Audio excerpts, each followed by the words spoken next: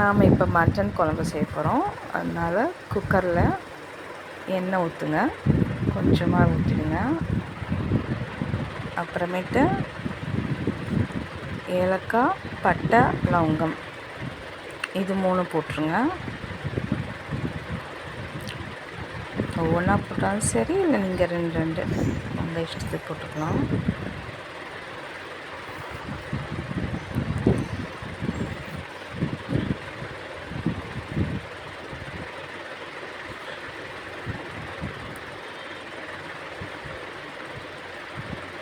அப்புறமேட்டு சின்ன வெங்காயம் ஒரு 10-12 எடுத்து நல்லா மிக்ஸி ஜாரில் போட்டு நைஸாக அரைச்சி வச்சுருக்கேன். அது போட்டுடலாம்.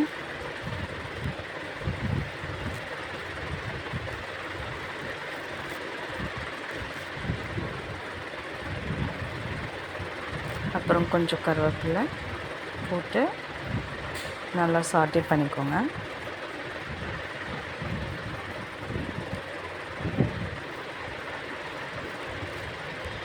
அதுக்கப்புறம் ஒரு 2 இல்லைன்னா 3 தக்காளி உங்களுக்கு எப்படி வேணுமோ அது போட்டுக்கலாம். நல்லா கட் பண்ணி மிக்சர் ஜாரில் போட்டு நல்லா ஃபைனாக பேஸ்ட் பண்ணிக்கலாம்.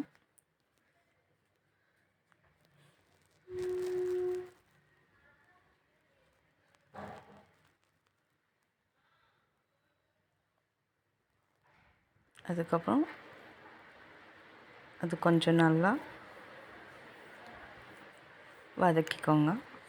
வெங்காயம் போட்டோன்னே அது நல்லா வதக்கிக்கோங்க. அதுக்கப்புறம் தக்காளி நல்லா ஃபைன் பேஸ்ட் பண்ணிக்கலாம்.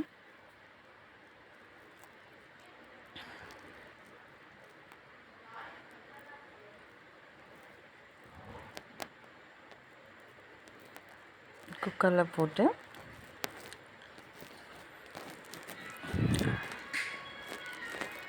நல்லா வதக்கிக்கோங்க. அதோட மிளகாத்தூள், மல்லித்தூள்,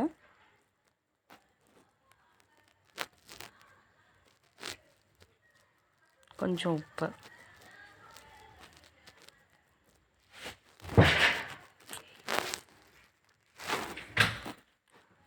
நல்லா மிக்ஸ் பண்ணிக்கோங்க.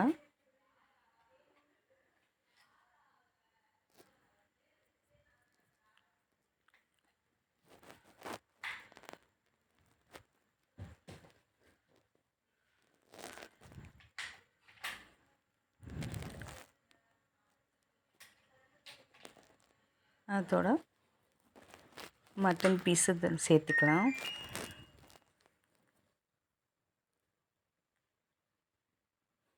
இதுக்கு தனியாக பவுட்ரு பண்ணி வச்சுருக்கேன். இதில் ஜீரா, சோம்பு, மிளகு போட்டு நல்லா நைஸாக அரைச்சி இல்லைன்னா பேஸ்ட்டு இல்லைன்னா பவுட்ரு 2ல் ஏதாச்சும் நீங்கள் பண்ணி போட்டுக்கலாம். அதில்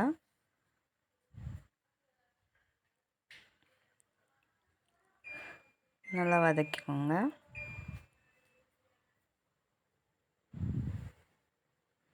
இதோட சக்தி மட்டன் மசாலா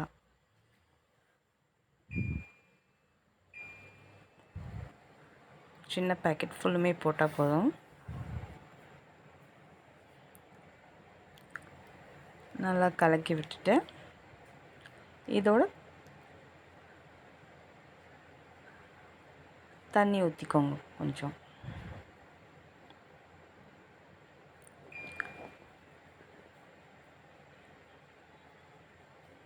உப்பு வேணும்னா போட்டுக்கலாம், இல்லைன்னா உங்களுக்கு தேவையான உப்பு போட்டுட்டு தண்ணி ஊற்றிக்கோங்க.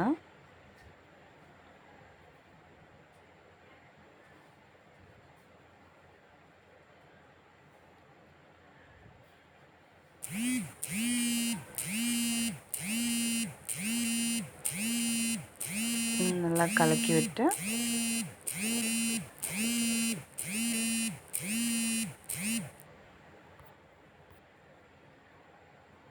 குக்கர் மூடி போட்டு க்ளோஸ் பண்ணிடுங்க.